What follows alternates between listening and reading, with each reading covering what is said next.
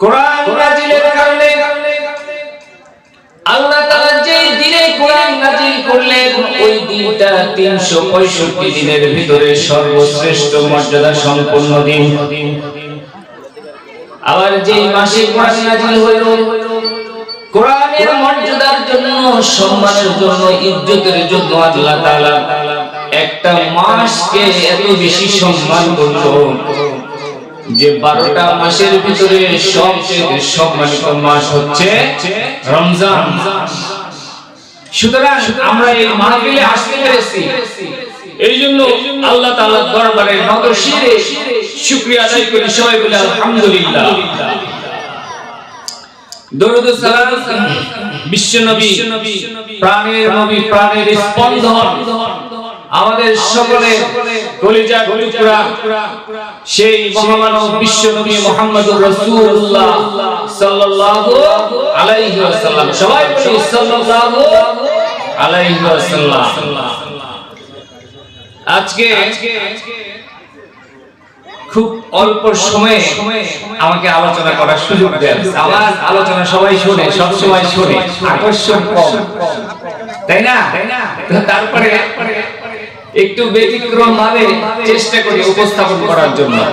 যদি আমরা সবাই সহযোগিতা করি তাহলে হবে ইনশাআল্লাহ।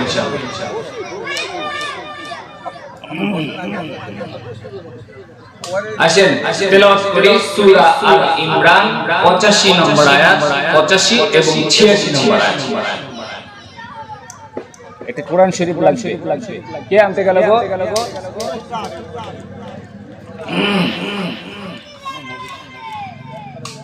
সবাই বলি মুহাম্মদের সাথে আউযু বিল্লাহি মিনাশ শাইতানির রাজীম। বিসমিল্লাহির রহমানির রহিম। ومن يبتغ غير الإسلام دينا فلن يقبل منه وهو في الآخرة من الخاسرين. كيف يهدي الله قوما كفروا بعد إيمانهم وشهدوا أن الرسول حق وجاءهم البينات والله لا يهدي القوم الظالمين. صدق الله العظيم. যে দুটি আয়াত তেলাওয়াত করেছি এই দুটি আয়াত সূরা আল ইমরানের 85 থেকে 86 নম্বর আয়াত। 85 থেকে 86 নম্বর আয়াত। আল্লাহ তাআলা বলছেন, আর যে ব্যক্তি ইসলাম ব্যতীত অন্য কোন জীবন ব্যবস্থা গ্রহণ করে, ইসলাম ব্যতীত অন্য যত তন্ত্র মন্ত্র, যত রকমের বিধিবিধান আইন কানুন আছে, যারা গ্রহণ করে ফালাই ইকবালা মিনহু, তার সেই দিন বা জীবন ব্যবস্থা আল্লাহ তাআলার কাছে কখনোই গ্রহণযোগ্য হবে না। ইসলাম ব্যতীত অন্য কোন জীবন ব্যবস্থা আল্লাহ তাআলার কাছে গ্রহণযোগ্য নয়। বুঝতে পেরেছেন কথাটা? পরিষ্কার কথা বোঝা যাচ্ছে না?